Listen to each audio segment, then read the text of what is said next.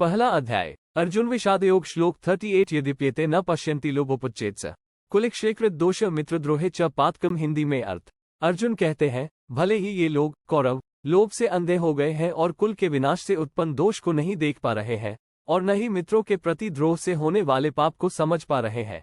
विस्तार से व्याख्या। इस श्लोक में अर्जुन अपने विचारों को और स्पष्ट रूप से व्यक्त करते हैं। वे बताते हैं कि कौरवों की मानसिक स्थिति लोभ से इतनी प्रभावित हो गई है कि वे इस युद्ध के परिणामस्वरूप होने वाले गंभीर दोषों और पापों को नहीं देख पा रहे हैं। अर्जुन की इस बात से यह स्पष्ट होता है कि उनका ध्यान केवल व्यक्तिगत या पारिवारिक हितों तक सीमित नहीं है, बल्कि वे व्यापक नैतिक और धार्मिक दृष्टिकोण से भी सोच रहे हैं। लोभ से अंधे हुए कौरव। अर्जुन यहाँ कौरवों के मन की स्थिति पर चर्चा कर रहे हैं। वे कहते हैं कि कौरवों का मन लोभ से भर गया है, जिसके कारण वे युद्ध के भयानक परिणामों को नहीं देख पा रहे हैं। लोभ एक ऐसा भाव है जो व्यक्ति को स्वार्थी बना देता है और उसे अपने लाभ के अलावा कुछ भी देखने की शक्ति नहीं देता। कौरव भी इसी प्रकार के लोभ से ग्रस्त है और इसलिए वे कुल के विनाश से उत्पन्न दोषों को नहीं समझ पा रहे हैं। कुल विनाश का दोष। कुल का विनाश केवल एक परिवार या समुदाय के विनाश तक सीमित नहीं है, बल्कि इसका प्रभाव समाज के सभी स्तरों पर पड़ता है। अर्जुन इस बात को समझते हैं और इसीलिए वे कौरवों के इस विनाशकारी कदम की आलोचना कर रहे हैं। कुल का विनाश समाज के नैतिक और सांस्कृतिक ढांचे को हिला सकता है, जिससे आने वाली पीढ़ियों को भी नुकसान हो सकता है।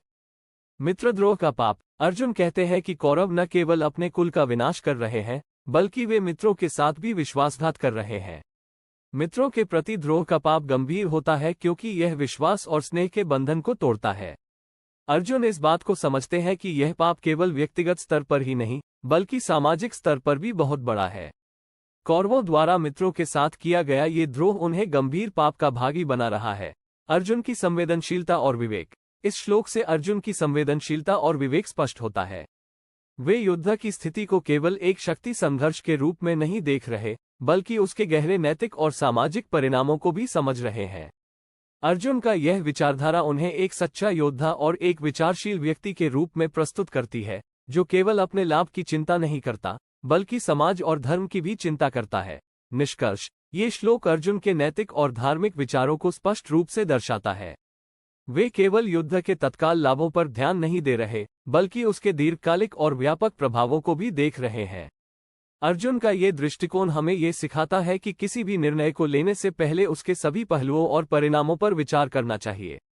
अर्जुन की यह सोच केवल व्यक्तिगत हित तक सीमित नहीं है, बल्कि वह समाज और धर्म के व्यापक हितों की भी चिंता करते हैं।